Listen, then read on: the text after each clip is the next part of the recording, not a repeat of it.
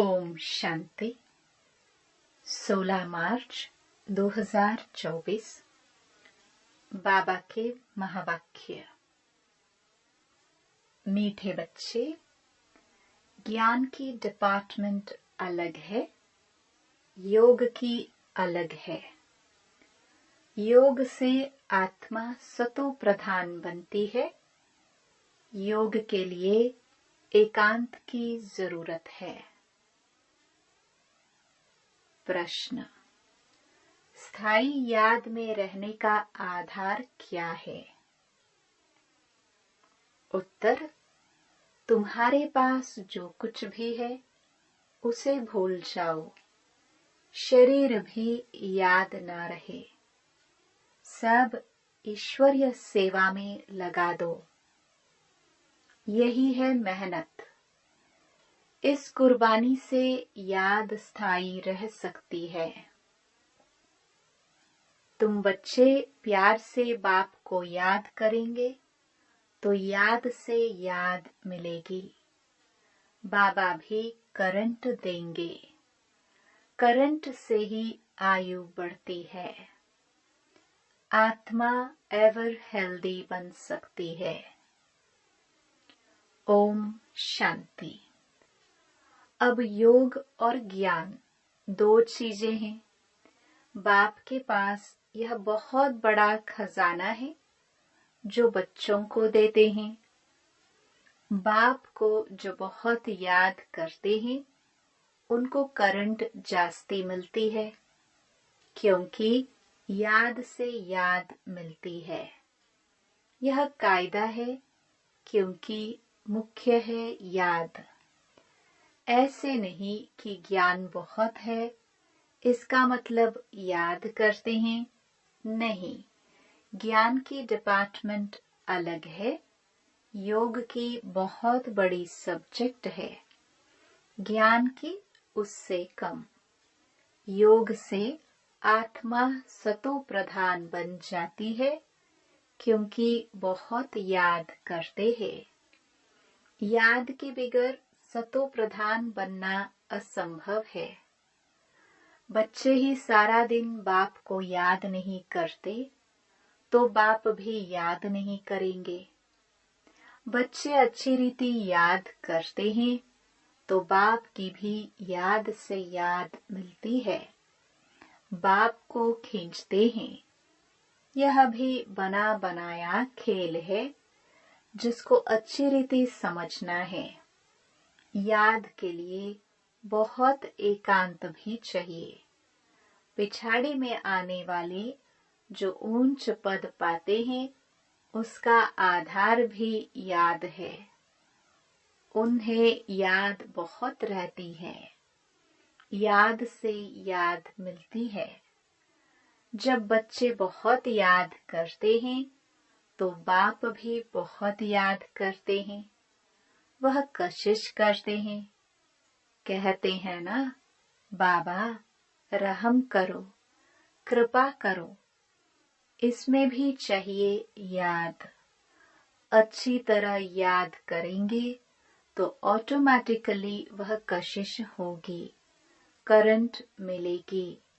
आत्मा को अंदर आता है कि मैं बाबा को याद करती हूँ तो वह याद एकदम भरपूर कर देती है। ज्ञान है धन। याद से फिर याद मिलती है, जिससे हेल्दी बन जाते हैं, पवित्र बन जाते हैं। इतनी ताकत है जो सारे विश्व को पवित्र बना देते हैं। इसलिए बुलाते हैं, बाबा आकर पतितों को पावन बनाओ। मनुष्य तो कुछ नहीं जानते, ऐसे ही रड़ियां मारते और समय वेस्ट करते रहते हैं। बाप को जानते नहीं। नौधा भक्ति भल करते हैं। शिव के मंदिर में जाकर काशी कलवट खाते हैं। मिलता कुछ भी नहीं, फिर भी विक्रम बनने शुरू हो जाते हैं। माया झट फंसा देती है। प्राप्ति कुछ भी नहीं। अब तुम जानते हो पतित पावन बाप है, उन पर कुर्बान जाना चाहिए। वह समझते हैं शिव शंकर एक है। यह भी अज्ञान है। यहाँ बाबा बार बार कहते हैं मन मना भव, मुझे याद करो तो तुम पवित्र बन जाएंगे। तुम काल पर जीत पाते हो। इसमें तुम जितनी कोशिश करेंगे तो माया भी विघ्न डालेगी, क्योंकि माया समझती है यह बाप को याद करेंगे तो मुझे छोड़ देंगे, क्योंकि जब तुम मेरे बनते हो तो सब कुछ छोड़ना पड़े। मित्र संबंधी धन आदि कुछ भी याद न आए। एक कथा है, लाठी भी छोड़ो, सब चीजें छुड़ाते हैं, परंतु यह कभी नहीं कहते कि शरीर को भी याद नहीं करो। बाप कहते हैं यह शरीर तो पुराना है, इसे भी भूलो। भक्ति मार्ग की बातें भी छोड़ दो, एकदम सब कुछ भूल जाओ, अथवा जो कुछ है काम में लगा दो, तब ही याद टिकेगी। अगर ऊंच पद पाना है तो बहुत मेहनत चाहिए, शरीर भी याद न रहे। अशरीरी आए थे, अशरीरी होकर जाना है। बाप बच्चों को पढ़ाते हैं, इनको कोई तमन्ना नहीं है, यह तो सर्विस करते हैं। बाप में ही तो ज्ञान है ना। यह बाप और बच्चे का खेल है इकट्ठा। बच्चे भी याद करते हैं, फिर बाप बैठ सर्च लाइट देते हैं। कोई बहुत खींचते हैं तो बाप बैठ लाइट देते हैं। बहुत नहीं खींचते हैं तो यह बाबा बैठ बाप को याद करते हैं। कोई समय किसको करंट देनी होती है तो नींद फिट जाती है, यह फुरना लग जाता है कि फलाने को करंट देनी है। पढ़ाई से आयु नहीं बढ़ेगी, करंट से आयु बढ़ती है। एवर हेल्दी बनते हैं। दुनिया में किसकी आयु 125, 150 वर्ष भी होती है तो जरूर हेल्दी होंगे। भक्ति भी बहुत करते होंगे। भक्ति में भी कुछ फायदा है, नुकसान नहीं। जो भक्ति भी नहीं करते उनके मैनर्स भी अच्छे नहीं होते। भक्ति में भगवान में विश्वास रहता है। धंधे में झूठ पाप नहीं करेंगे, क्रोध नहीं आएगा। भक्तों की भी महिमा है। मनुष्यों को यह मालूम नहीं है कि भक्ति कब शुरू हुई। ज्ञान का तो पता नहीं पड़ता। भक्ति भी पावरफुल होती जाती है, फिर भी जब ज्ञान का प्रभाव हो जाता है तो फिर भक्ति बिल्कुल छूट जाती है। यह दुख सुख भक्ति और ज्ञान का खेल बना हुआ है। मनुष्य कह देते हैं दुख सुख भगवान ही देते हैं, फिर उनको सर्वव्यापी कह देते हैं। लेकिन सुख दुख अलग चीज है। ड्रामा को न जानने कारण कुछ भी समझते नहीं है। इतनी सब आत्माएं एक शरीर छोड़ दूसरा लेती है। यह तुम्हें जानते हो। ऐसे नहीं कहेंगे कि सतयुग में तुम देही अभिमानी रहते हो। यह तो अब बाप सिखलाते हैं, ऐसे देही अभिमानी बनो। अपने को आत्मा समझ बाप को याद करना है, पवित्र बनना है। वहां तो है ही पवित्र सुख धाम। सुख में कोई याद नहीं करते, भगवान को याद करते हैं दुख में। देखो ड्रामा कितना वंडरफुल है, जिसको तुम ही नंबरवार जानते हो। यह जो पॉइंट्स लिखते हैं वह भी भाषण के समय रिवाइज करने के लिए। डॉक्टर, वकील भी पॉइंट्स नोट करते हैं। अब तुमको बाप की मत मिलती है तो फिर रिवाइज भी करना चाहिए भाषण करने के समय। इसमें तो है बाबा की प्रवेशता। बाप तुमको समझाते हैं तो यह भी सुनेंगे। वह पॉइंट नहीं सुनाते तो मुझे क्या पता जो तुमको समझाऊं। बाप कहते हैं यह बहुत जन्मों के अंत का जन्म है। ब्रह्मा और विष्णु का चित्र भी है। तुम राजाई में चलते हो सिर्फ नंबरवार।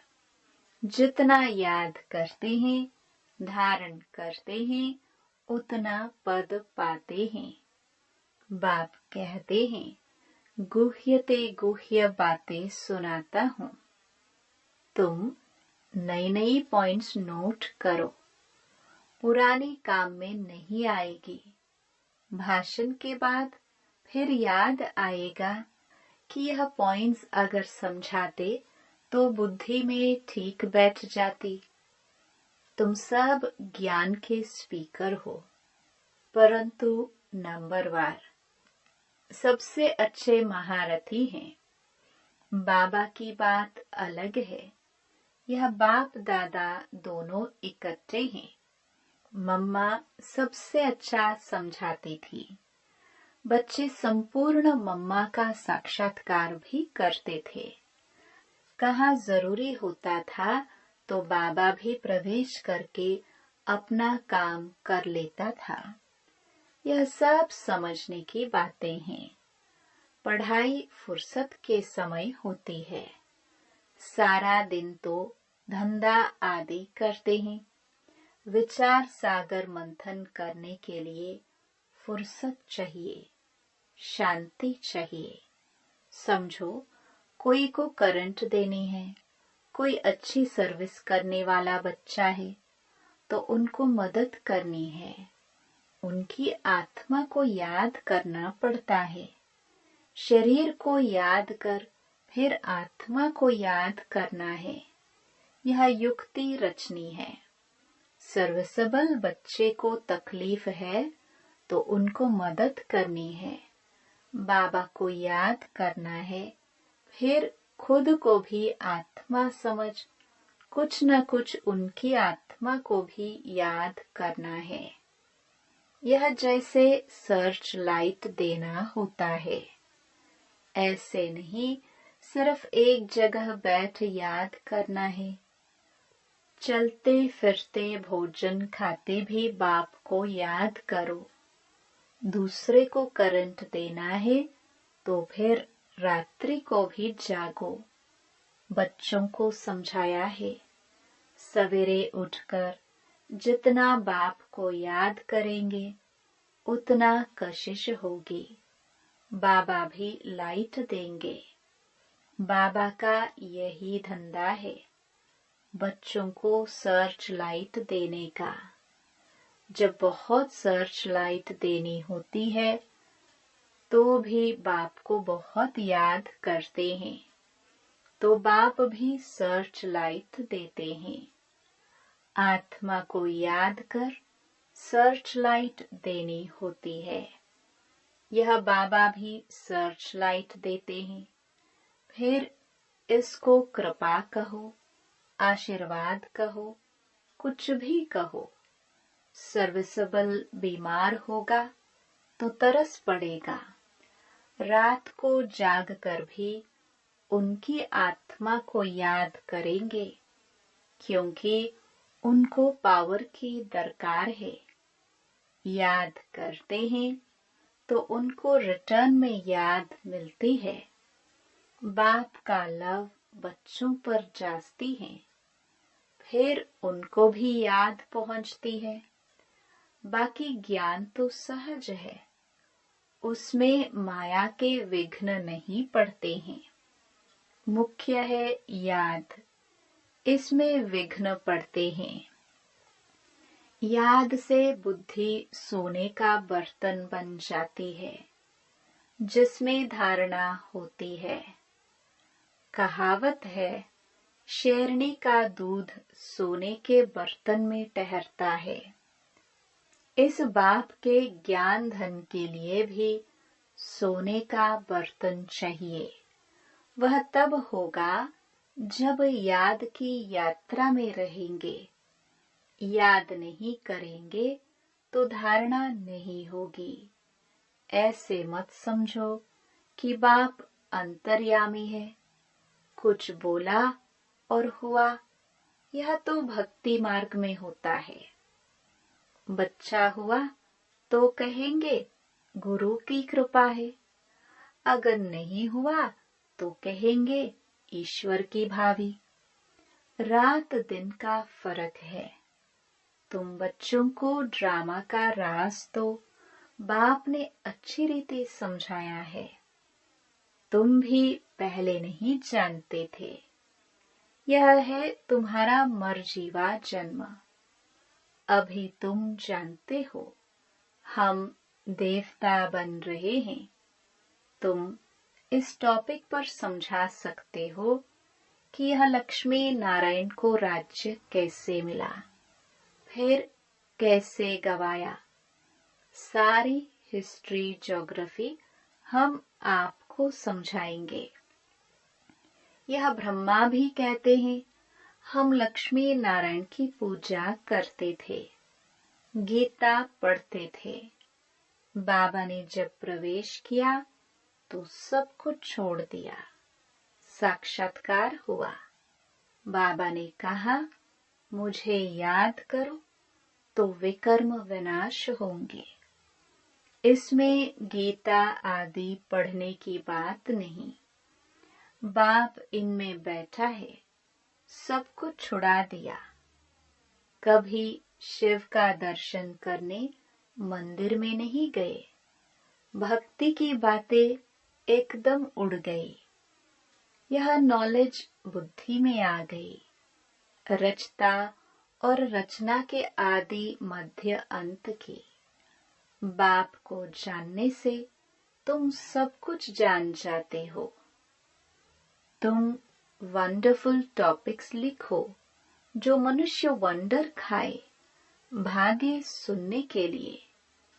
मंदिर में जाकर कोई से भी पूछो, जब यह लक्ष्मी नारायण विश्व के मालिक थे तो और कोई धर्म नहीं था, भारत ही था।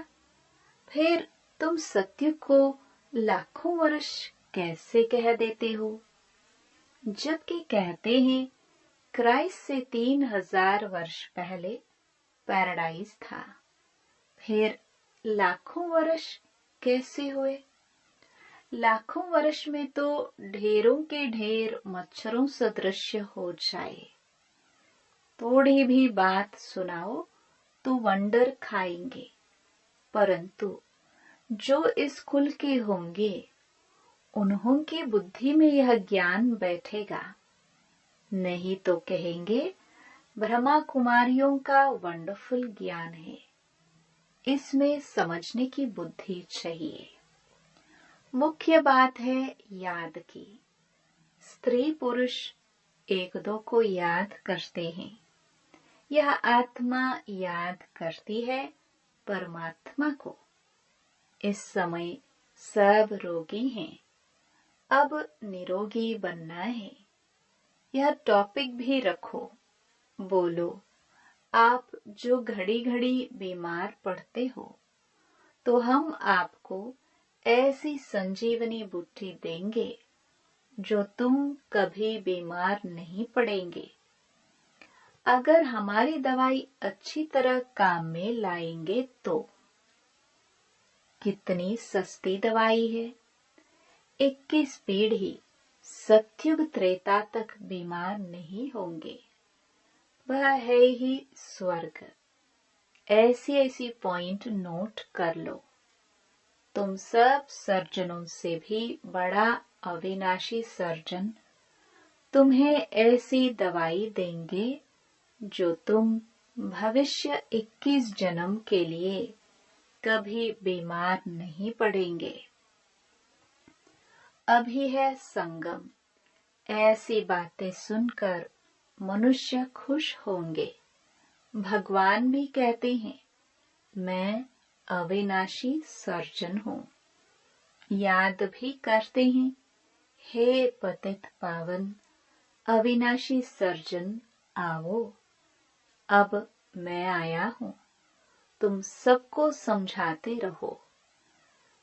अंत में आखिर सब समझेंगे जरूर। बाबा युक्तियां बताते रहते हैं। अच्छा,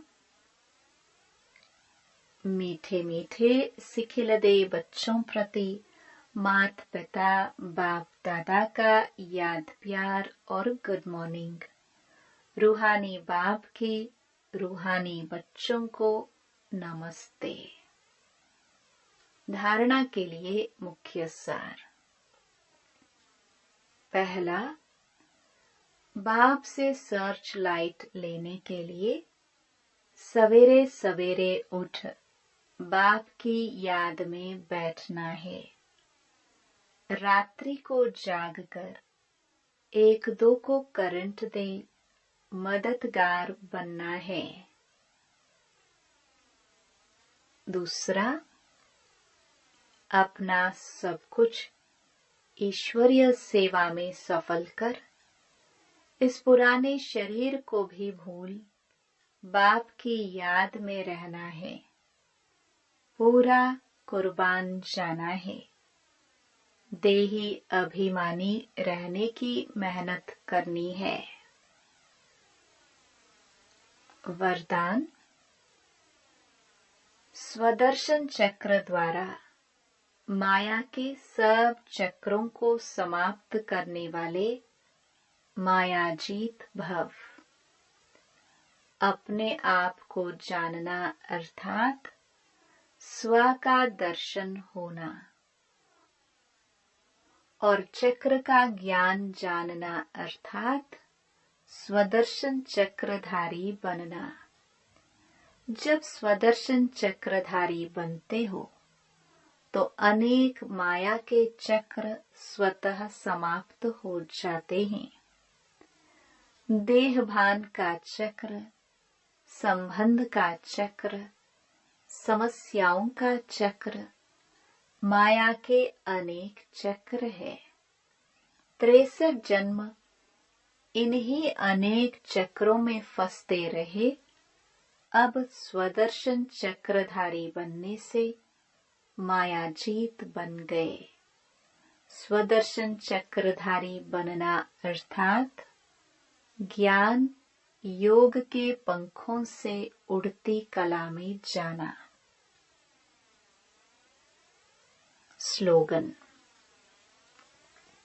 विदेही स्थिति में रहो तो परिस्थितियां सहज पार हो जाएंगी। ओम शांति।